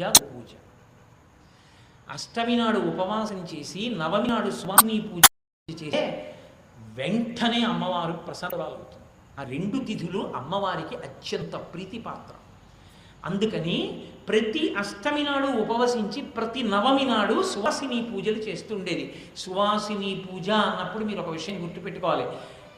ఏ స్త్రీ అయినా 2 మెట్లు ఎక్కితే పరిపూర్ణత. ఈ 2 మెట్లు ఎక్కలేకపోయిందనుకోండి, ఆమె జీవితం శూన్యత పొందినటువంటిది, నిరర్థకమైపోయినది అయిపోతుంది. చెట్టు గొప్ప చెట్టు వేసి పండని చెట్టు ఎలా ఉంటుందో అలా ఉంటుంది. ఎక్కవలసిన 2 మెట్లే. 1 భార్య కావడం, 2 తల్లి కావడం. ఒకరికి ఇల్లాలు కాకపోతే ఆమె జీవితానికి పరిపూర్ణత లేదు. ఏమంటే మరి మగవాడి విషయంలో అని మీరు అనొచ్చు. మగవాడు సంతానమును పొందకపోతే, సంతానము అంటే అధార్మికమైన సంతానం ఎప్పుడూ అసలు లెక్కలోకి రాదు. ధార్మిక సంతానము ఉన్నప్పుడు అగ్నిహోత్రం సమక్షంలో స్వీకరించిన భార్య, ఆ భార్య యందు సంతానమును పొందితే కానీ రుణవిముక్తుడు కాడు. అలా రుణవిముక్తుడు కాకపోతే ఇక్కడ ఎంత పుణ్యం చేసినా ఊర్ధ్వలోకాల్లోకి రానివ్వడు. మృకండు మహర్షి అంతటి వాడిని రానివ్వలేదు. శాస్త్రమే. నీకు పితృరుణం తీరలేదని చెప్తారు. మహాభారతం ఆదిపర్వంలో మీరు విన్నారుగా. మహానుభావుడు మళ్ళీ తన పేరున్నదాన్ని స్వీకరిస్తాను అని చెప్పి ఆ మహర్షి, అస్తీక మహర్షి, అటువంటి భార్యనే స్వీకరిస్తే తప్ప, ఆయన తండ్రి గారు జరత్కారుని స్వీకరిస్తే తప్ప కొడుకు పుడితే తప్ప పితృదేవతల్ని విడగొట్టలేదు, ఉండిపోయారు వాళ్ళలాగా. కాబట్టి పితృరుణం తీరాలి అంటే ధర్మపత్నిని స్వీకరించాలి. స్వీకరించి ఎందు సంతానాన్ని కనాలి. కంటే పితృరుణం తీరుతుంది. అందుకే నాన్నగారు రుణం తీరిందని చెప్పడానికి బిడ్డ పుట్టాడని తెలియగానే ఏ బట్టతో ఉన్నాడో ఆ బట్టతోనే నీళ్ళలో దూకి స్నానం చేస్తారు. ఆ నీళ్ళు ఇలా పైలేస్తే అది చూసి పితృదేవతలు దీన్ని రుణవిముక్తుడిని చేశా అంటారు. సచేల స్నానం చేస్తారు. అందుకే కాబట్టి అదిగో అటువంటి పితృరుణం నుండి విముక్తుడు కావడానికి పురుషుడికి ధర్మపత్ని ఉండాలి. ఆడదానికి తానొకరికి ఇల్లాలైతే తప్ప తన జీవితానికి పరమార్థం లేదు. ఎందుకు తెలుసా? ఆవిడ అదృష్టం కొద్దీ పరమభక్తి తత్పరుడైనటువంటి వాడు ఆమె భర్త అయ్యాడనుకో. మీరు నన్ను నమ్మండి, నేను ధర్మశాస్త్రం చెప్తున్నాను. ఇద్దరి శరీరములు ఒకే క్షణంలో పడిపోయాయి అనుకోండి, అంటే ఇద్దరు శరీరం వదిలిపెట్టేశారనుకోండి, ఎవరి పుణ్యం ఎక్కువ ఉంటుందో తెలుసా అండి? పుణ్యం స్థాయి వరకు ఆలోచిస్తే ఆయన కన్నా ఆవిడికి ఎక్కువ ఉంటుంది. ఎందుచేత అంటే ఆయన ఏ పుణ్యం చేసినా అందులో సగభాగం ఆవిడికి వేసేస్తారు. ఆవిడ సగం పుచ్చేసుకుని మళ్ళీ ఆవిడ రామరామ అందనుకోండి, ఆ పుణ్యం ఆవిడ ఒక్కతికే వేస్తారు. ఆవిడ రామరామ అన్న పుణ్యంలో సగం పట్టుకొచ్చి భర్తకి వెయ్యరు. అదేం అన్యాయం అండి అలాగా, అదేంటి అలా వేయడం ఏమిటండి అంటారేమో. నేను సంధ్యావందనం చేసుకుని గాయత్రి చేసుకోవాలంటే నాకన్నా ముందు లేచి స్నానం చేసి మడి నీళ్లు పెడుతోంది అక్కడ. పెడితే గాయత్రి చేసుకుంటున్నాను. నేను హాయిగా గాయత్రి చేసుకుని లేచేటప్పటికి నాకు పలహారం చేసి పెడుతోంది. తను పలహారం చేసి పెడుతోంది కాబట్టి నేను సంధ్యావందనం చేసుకుంటున్నాను. తన పిల్లల్ని సాకుతోంది కాబట్టి నేను దేవతార్చన చేస్తున్నాను. తను నన్ను అనుగమించింది కాబట్టి నేను 4 పుస్తకాలు చదువుకుని మీకు ధార్మిక ప్రసంగం చేయగలుగుతాను. తను నా పక్కన అలా నిలబడిన నాడు నేనేం చేయగలను? అందుకని పురుషుడి పుణ్యంలో సగం భార్యకు వేసేయమన్నారు. ఆవిడ పుణ్యం చేస్తే నీకు చేసి మిగిలిన సమయంలో తను చేసుకుంది, నీకెందుకు అందులో భాగం ఇవ్వాలన్నారు. కాబట్టి వివాహం అయితే తప్ప భార్య తరించే అవకాశం ఉండదు ఆడదానికి. పైగా స్త్రీగా పుట్టడంలో ఒక అదృష్టం ఉంది. పురుషుడు మనసు పెట్టి పూజ చేస్తేనే నేను నివేదన చేశాను అనుకోండి, నేను నివేదన చేసేటప్పుడు పరమేశ్వరుడు తిన్నాడన్న భావనతోనే చేయాలి. అందుకే నైవేద్య మంత్రం చెప్పేటప్పుడు చాలా సావధానంగా చెప్పాలి.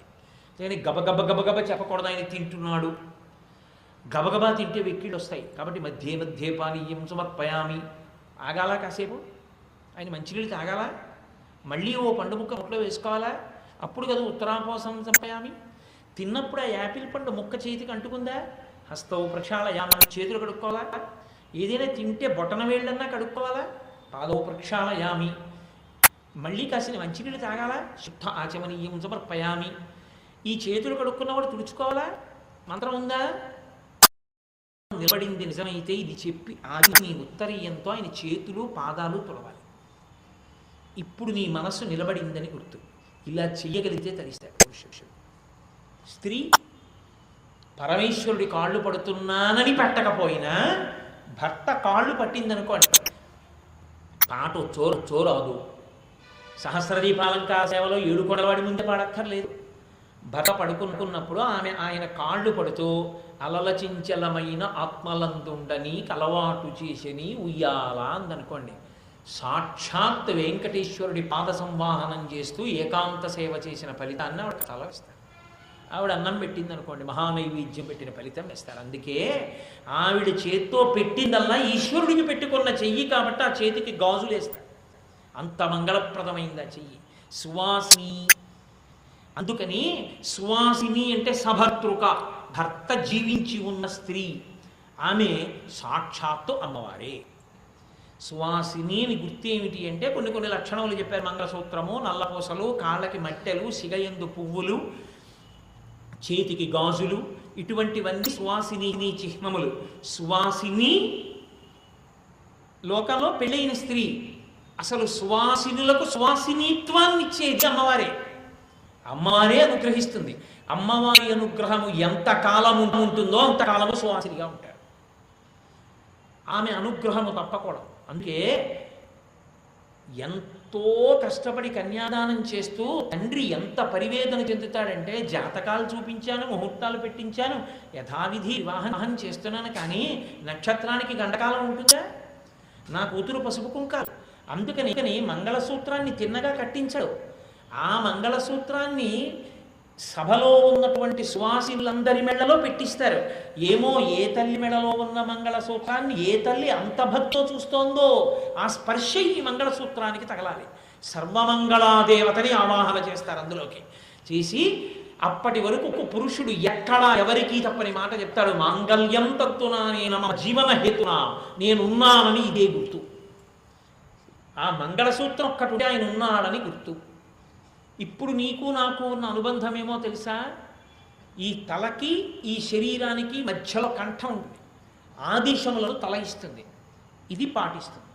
ఈ చేతిది దోమ కుడుతోంది, నన్ను దోమ కుడుతోంది అని చెప్తుంది. ఓ కుడి చెయ్యి కొట్టు ఎడం చేతి మీద, దానికి ఎక్కువ దెబ్బ తగలకుండా దోమని కొట్టు అంటుంది. ఇది దీన్ని కొడుతుంది తప్ప ఉండవా ఇప్పుడు కొట్టడం ఏంటి అంటుంది. ఏమిటి కుడి చెయ్యి? ఇది ఎలా చెప్పిందో ఇది అలా అనుగమిస్తుంది. దీని బాధలని కంటికి రెప్పలా ఇది చూస్తుంటుంది. ఇవి రెండు ఎలా సమన్వయంతో పనిచేస్తున్నాయో మీరిద్దరూ కూడా అలా సమన్వయంతో జీవించండి. పైగా పరమేశ్వర పాద ద్వంద్వం ఉంటుంది ఇక్కడ, పార్వతీ పరమేశ్వరుడు ఎప్పుడూ అది మంగళప్రదంగా అలాగే ఉండాలని ప్రతి ముడికి పసుపు కుంకం పెట్టించి ఇక్కడ కట్టిస్తారు. కట్టించే ముందు కూడా ఆకర్షణ అన్నది ఉండి తీరాలి భార్యాభర్త మధ్య. భార్యయందు భర్త అనురక్తుడు కావడం కోరి సాధించుకోవలసిన విషయం. అది ఎప్పుడు దెబ్బతింటుంది? శరీరం ఏదైనా చర్మవ్యాధి వస్తే భర్త విముఖుడు అవుతాడు. ఆ చర్మవ్యాధి రాకుండా ఉండాలని అపాల మంత్రములతో అభిషేకం చేస్తారు. కాడి పెట్టి మంగళసూత్రములు పెట్టి నీళ్లు పోస్తారు. నీళ్లు పోస్తే ఆ నీళ్ల చేత కంఠము తడుస్తుంది. అపాల అని అత్రి మహర్షి కూతురు. ఆమెకి ఎంతకి వివాహం కాకపోతే ఈ అమ్మాయికి పెళ్ళలేదు, ఈ అమ్మాయికి పాలించేవాడు లేదని అమ్మాయి పేరు మర్చిపోయి అపాల అన్నారు అందరూ. ఆ అమ్మాయికి చాలా బాధ కలిగి నీళ్ళలో దూకేసింది. కొట్టుకుపోతుంటే సోమలత దొరికింది. దాన్ని నోట్లో నవిలి ఎలాగో వెళ్ళిపోతున్నాను కదా అని చెప్పి ఆ సోమలతని నోటితో నవిలి ఆ రసాన్ని ఇంద్రుడికి అభిషేకం చేసింది మానసికంగా. ప్రీతి పొందినటువంటి ఇంద్రుడు అన్నాడు, ఈ రసం ఆయన రథ కాడి మీద పడింది. ఆయన అన్నాడు, నువ్వు ఇంత గొప్పగా చచ్చిపోతాననుకుని కూడా సోమలతతో నాకు అభిషేకం చేశావు కనుక నీకు గొప్ప భర్తనిస్తున్నాను. నువ్వు భార్య అవ్వడమే కాదు, ఇక నుంచి ఎక్కడ పెళ్లి జరిగినా నువ్విప్పుడు ఏ మంత్రం చెప్పావో దాన్ని గుర్తు పెట్టుకుని నా కాడి మీద నీళ్లు పడ్డాన్ని గుర్తు తెచ్చుకుని ఆడపిల్ల కంఠం మీద కాడి పెట్టి దాంట్లో మంగళసూత్రాలు పెట్టి నీళ్లు పోసి అభిషేకిస్తే ఆ అభిషేక సమయమునందు జ్ఞాపకం తెచ్చుకుని ఆడపిల్ల మనసా నమస్కరించి పురుషుడు పరమభక్తితో సర్వమంగళాదేవతా స్వరూపమైన మంగళసూత్రాన్ని కడితే చర్మవ్యాధి వచ్చి శరీరం అంతా వివర్ణమై భార్యాభర్తల మధ్య ఆకర్షణ నశించిపోయేటటువంటి స్థితి పొందకుండుగాక. అందుకని పాలమంత్రాలతో కడతారు మంగళసూత్రాన్ని. కాబట్టి ఆ సువాసినిత్వం ఒకరికి భార్యగా ఉండి ఆయనని సేవించి తద్వారా పరమేశ్వరుని సేవించుకున్న ఫలితాన్ని పొందాలి అంటే అమ్మవారి అనుగ్రహము వలన మాత్రమే సువాసినిత్వం. అమ్మవారికి ఉన్న లక్షణం ఏమిటో తెలుసా అండి? నా అనుగ్రహంతో కదా నువ్వు సువాసినిగా ఉన్నావు. నేను కోరుకునేది ఒక్కటే, నిద్ర లేవగానే మళ్ళీ ఎన్ని రాత్రులు నువ్వు పడుకుని నిద్ర లేచినా ఇలాగే నీ భర్త పక్కనే నువ్వు పడుకుని లేవాలి అనుకుంటే నీ భర్త గండకాలమును తొలగించే కర్తవ్యాన్ని నెత్తికెత్తుకున్నాను కనుక నిద్ర లేచావని కూడా లేదు, లేవగానే మంగళసూత్రాన్ని కళ్ళకద్దుకో. సర్వమంగళాదేవతకి పూజ అయిపోయినట్లంటే పురుషుడికి లేదా అధికారం. నిద్రపోయి లేస్తే పూజాద్రవ్యాలు పెట్టుకోకూడదు. ఒక్క స్త్రీకి మాత్రమే అధికారం, వెంటనే కళ్ళకద్దుకోవచ్చు సర్వమంగళా స్వరూపాన్ని. కాబట్టి సువాసిన్యత్ర ప్రీత, సువాసిని పూజ చేసిన సువాసిని అమ్మవారికి ఇంత కుంకం పట్టుకెళ్ళి ఇలా వేసి నమస్కరించిన ఆవిడ రెండో ఉన్నతిని ఇస్తుంది. అదే అమ్మ అని పిలిపించుకోవాలి. అందుకే కొన్నాళ్ళు బాగుంటుంది, కొంతకాలం అయిపోయిన తర్వాత పిల్లలు తొక్కని పక్క బరువు అయిపోతుంది. వేసిన మంచం మీద దుప్పటి ఇన్నేళ్లకి వేసినట్టే ఉంటున్నాయి అనుకోండి, చక్కగా అందంగా తెల్లటి దుప్పటి వేస్తే తెల్లగా ఉంటుంది అనుకోండి, ఆ ఇంట దరిద్రం అని గుర్తు. బిడ్డలు లేరు, ఒక్క ఏడాది బాగుండొచ్చు, 2 ఏళ్ళు బాగుండొచ్చు. ఆ తర్వాత పిల్లాడు ఇలా తెల్ల దుప్పటి వేయగానే దాని మీద ఎక్కేసి ఇద్దరు పిల్లలు దెబ్బలాడుకుని వాళ్ళిద్దరూ ఆడుకుని ఆ మరకలన్నీ కృష్ణపాదాలు గోకులాష్టమికి వేసినట్టుగా దాని నిండా అంటుకుపోతే తల్లి వచ్చి ఇద్దరిని పిల్లల మీద కొట్టి కిందకి దింపేసి తెల్లటి దుప్పటి వేశాను, చీచి ఎలా మరకలు చేశారా అని తల్లి ఎక్కడ తల కొట్టుకుంటుందో అక్కడ ఐశ్వర్యం ఉందని గుర్తు. పిల్లలు తొక్కిన పక్కయి ఉండాలి.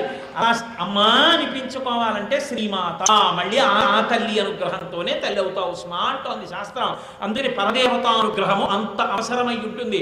అందుకే సువాసిని అర్చన ప్రీత, సువాసినుల చేత అర్చింపబడాలని ఇష్టపడుతుంది. సువాసిని తీసుకొచ్చి కూర్చోపెట్టి పూజ చేసినా అది సాక్షాత్ పరదేవతకు అందుతుంది. ఎందుకో తెలుసా అండి? పురుషుడు కాదు, అసలు సువాసిని పూజలో ఒక పెద్ద రహస్యం ఉంది. నేను సొంతంగా చెప్తున్నాను అనుకుంటున్నారేమో, నేను వ్యాఖ్యానాన్ని ఆధారం చేసుకుని చెప్తున్నాను. సువాసిని పూజకు అంతటికి ప్రాణం ఏదో తెలుసా అండి? జటాబంధనం. ఆమె కొప్పు ఎత్తి పట్టి జటాబంధనం కట్టాలి. ఎందుచేత అంటే మీరు ఎప్పుడూ అమ్మవారి కొప్పు చూడలేరు, కుదరదు. ఎందుకంటే అమ్మవారి మూర్తి సాకారమూర్తి. శివలింగానికి అయితే వెనకాల కడతారు, 5 ముఖాలు ఉంటాయి కాబట్టి సజ్జోజాత అఘోర తత్పురుష వామదేవ ఈశానమై. అమ్మవారికి వెనక్కి వెళ్ళడం కుదరదు, వెనక్కి వెళ్ళరు కాబట్టి కొప్పు కనపడదు. ఆ కొప్పు కిరీటంలో ఉంటుంది. దాని మీద చంపకాశోక పున్నాగ సౌగంధికల సత్కచ అంతంత పెద్ద పూల దండలు అలంకృతమైపోతాయి. అందుకని కొప్పు కనపడదు. కానీ అమ్మవారి కొప్పుని చూసినటువంటి ఫలితం అంతా ఇంత కాదు. అది ధునోతుధ్వాంతం నస్తులిత దళితేందీవరవనం ఘనస్నిగ్ధశ్లక్షణం చికురనికురంబం తవ శివే అంటారు శంకరాచార్యులు. శివే అన్నారు. శివే అంటే మంగళప్రతురాల, శోభనములు ఇవ్వగలిగిన ఓ తల్లి. ఎవరు అమ్మవారి కొప్పు వంక చూస్తారో అటువంటి వారి అజ్ఞానమే పోతుంది. అంటే ఆవిడ ఏదైనా ఇవ్వగలదు. అందున నవమి నాడు సువాసిని పూజ చేసి జటాబంధనం పెడుతుంది భార్య. ఏ యజమాని పూజ చేస్తున్నాడో ఆ యజమాని భార్య ఆమె జట పైకెత్తి ఆ జటాబంధనాన్ని, అంటే ఇప్పటి మాటల్లో చెప్పాలి అంటే రబ్బర్ బ్యాండ్ అంటారు, ఆ బ్యాండ్ పెడతారు. అదే ఆ జటాబంధనమే సువాసిని పూజ యందు అగ్రస్థానం. అన్ని వేళలా నువ్వు అమ్మవారి పాదాలు కడగడం నీ పూజలో పళ్ళెల్లో పెట్టి పాదాలు కడుగుతారు. ఆ పాదులకాన్ని లోపలికి తీర్థంగా తీసుకుంటారు. సువాసిని కాళ్ళు కడిగితే అమ్మవారి కాళ్ళు కడిగినట్టే. సువాసిని కొప్పులో పువ్వులు పెడితే అమ్మవారి కొప్పులో పెట్టినట్టే. సువాసినికి తిలకం పెట్టి కన్నులకు కాటుక పెడితే నల్లని కన్నులతో కారుణ్యంతో చూసే అమ్మ పొంగిపోతుంది. ఇన్నాళ్ళకి నీ సువాసినితో సార్థకత పొందిందని. అందుకని సువాసిని పూజ అంత గొప్పది. సువాసిని పూజ చెయ్యగానే అది సాక్షాత్ పరదేవతకు అందిపోతుంది. అంత గొప్ప పూజ అదే కదే. మీరు నన్ను నమ్మండి, నేను ఇంత పరమ పవిత్రమైన వేదిక మీద కూర్చుని చెప్తున్నాను. గురువారం నవమి తిథి మూలా నక్షత్రంతో ఉండగా నేను పార్వతీదేవి జననం చెప్తాను అని నేను ఊహ చెయ్యలేదు. కానీ ఆశ్చర్యకరంగా పరదేవతానుగ్రహం ఏంటంటే గురువారం నవమి మూలా నక్షత్రంతో ఉన్న ప్రదోష వేళలో ప్రారంభమైనటువంటి ప్రసంగంలో పార్వతీదేవి యొక్క జననం నడుస్తోంది.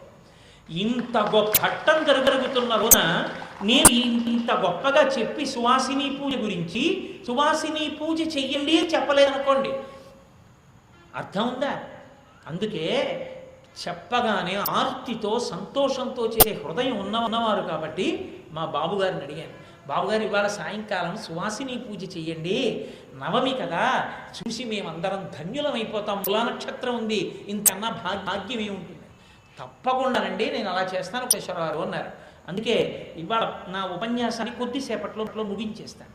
సువాసిని పూజ జరుగుతుంది, చక్కగా మనందరం చూసి వెళ్తాం.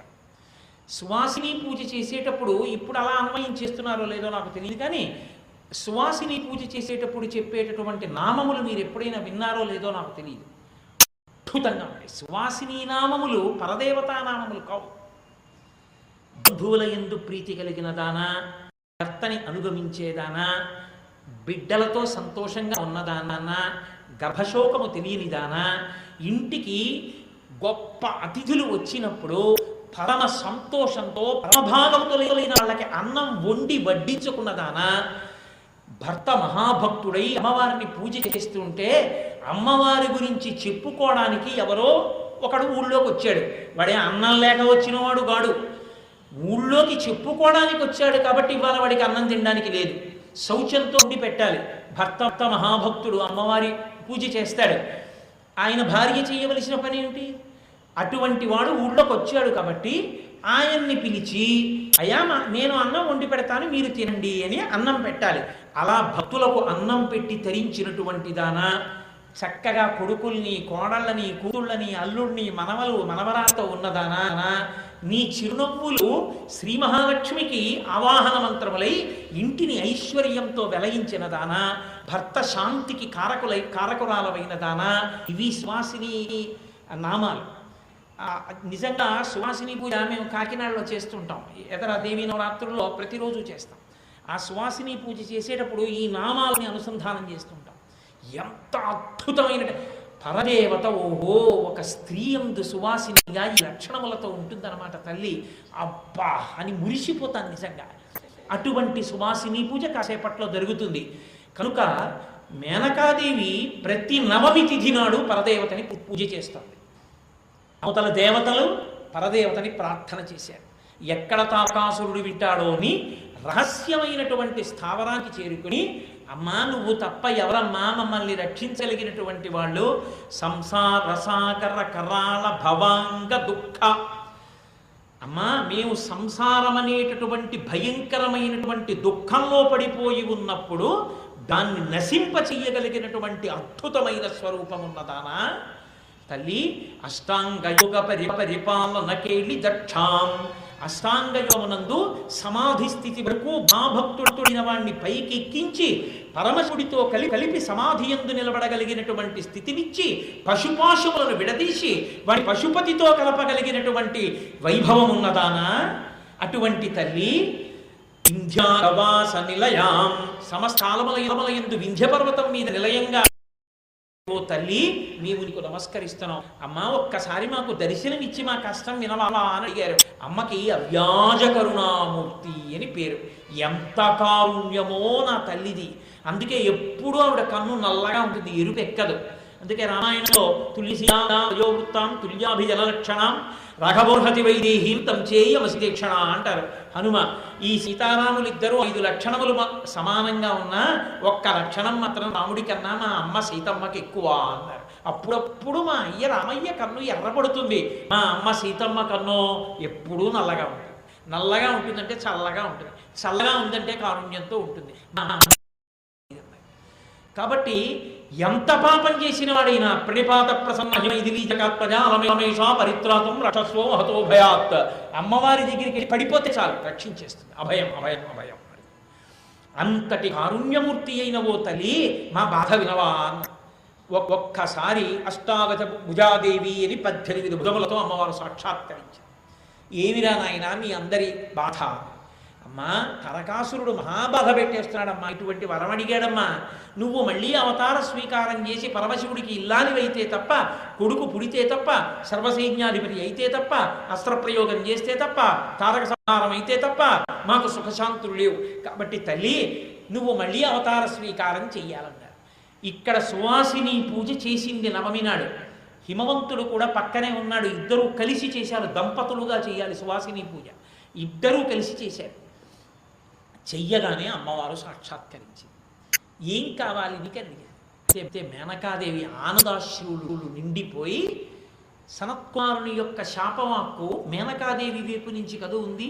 అందుకని అంది 3 లోకముల చేత పూజింపబడేటటువంటి తల్లి, పరమశివునికి అర్ధాంగి కాగలిగినటువంటి తల్లి, ఉభయ వంశములను తరింప చెయ్యగలిగినటువంటి తల్లి. ఆడపిల్ల నా కడుపున పుట్టాలి. అమ్మవారు చిరునవ్వు నవ్వింది. అంటే నీ ఉద్దేశం నేను నీ కడుపున పుట్టాలి. 3 లోకములను తరింప చేయగలిగినది, 3 లోకముల చేత పూజింపబడేది, పరమశివునకు అర్ధాంగి కాగలిగినది, ఉభయ వంశములను తన నడవడి చేత తరింప చేయగలిగినది నేనే. అందుకని నేనే నీ కడుపున పుట్టాలి, తప్పకుండా నీ కడుపున పుడతాను. ఇంకేమైనా వరం ఉందా అని. అమ్మా నువ్వు పెద్ద పిల్ల పుట్టద్దు. ఎందుకో తెలుసా? ఆడపిల్ల పెద్దదై పుట్టి వెనక తమ్ముళ్ళు పుడితే, తమ్ముడు ఎక్కడికైనా వెడుతుంటే వీడిని రక్షించడానికి అక్కగారిగా వెళ్ళాలి. ఇంట్లో తండ్రి గారు బహుసమర్థుడు, ఆ పైన సమర్థులైన అన్నగారు, ముద్దుల చెల్లి అనుకోండి. అందరూ కానుకలు ఇచ్చేవాళ్ళే, అందరూ ప్రేమతో చూసేవాళ్ళే. అసలు ఆ అమ్మాయికి అవతల తండ్రి గారి ప్రేమ, యువతల అన్నయ్యల ప్రేమ, అటు భర్త గారి ప్రేమ, ఇటు కడుపున పుట్టిన కొడుకుల ప్రేమ, ప్రేమ తప్ప జీవితంలో ఇంకొకటి తెలియదు. ఇంతమందిని రక్షించగలిగిన తల్లి నిన్ను రక్షించుకోవాలని ఇంతమంది ప్రేమతో వెంటపడాలి.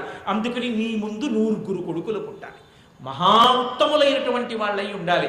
వాళ్ళ తర్వాత నువ్వు పుట్టాలి. అలా నన్ను అనుగ్రహించవా అని అంటే అమ్మవారి తప్పకుండా. ఎంత ప్రేమతో కోరావేమా, అలాగే అనుగ్రహిస్తాను. కానీ 100 కొడుకులు ముందు పుట్టారు. ఎందుకని? 100 కొడుకులు పుట్టేదాకా కూర్చుంటే అవతల దేవతల కార్యం. అందుకని అన్నగారికి ఇల్లెలుగా ఉండాలని కోరుకున్నావు కాబట్టి గొప్పవాడు కొడుకుగా పుడతాడు. మైనాక పర్వతం నీకు కొడుకుతాడు. పర్వతానికి కొడుకు పర్వతమే కదండి రావాలి. అందుకని హిమవత్ పర్వతానికి కొడుకు కనుక మైనాక పర్వతం పుడుతుంది. బంగారు శిఖరములతో ఉంటాడు మహానుభావుడు. అందుకే రామకార్యం మీద పెడుతున్నటువంటి హనుమకి ఆతిథ్యం ఇవ్వడానికి పైకి చిరస్థాయిని పొందాడు. రెక్కలతో ఉన్నాడు సముద్రంలో. రాక్షసులు పైకి రాకుండా పాతాళ తలానికి ఉన్న ద్వారానికి అడ్డుపడ్డాడు. హిరణ్యనాభ శైలేంద్ర ప్రతిష్టోస్మితే భృశం అభయంతే ప్రయచ్ఛామి తిష్ట సౌమ్య యథాసుకం అంటాడు ఇంద్రుడు. రెక్కలతో ఉండిపోయాడు. అటువంటి మైనాక పర్వతం నీకు పెద్ద కొడుకుగా పుడతాడు. మైనాకుడు జన్మించిన తరువాత నేను నీకు కుమార్తెగా జన్మిస్తాను. హిమవంతుడు మేనకాదేవి ఎదురు చూస్తున్నారు, ఎప్పుడు పుడుతుందా ఈ పిల్ల అని. ఆ తిథి రానే వచ్చింది. మీతో నేను మనవి చేశాను కదా, ఎప్పుడెప్పుడు పుట్టినా అన్నా చెల్లెళ్ళు ఒక్కసారే పుట్టాలి.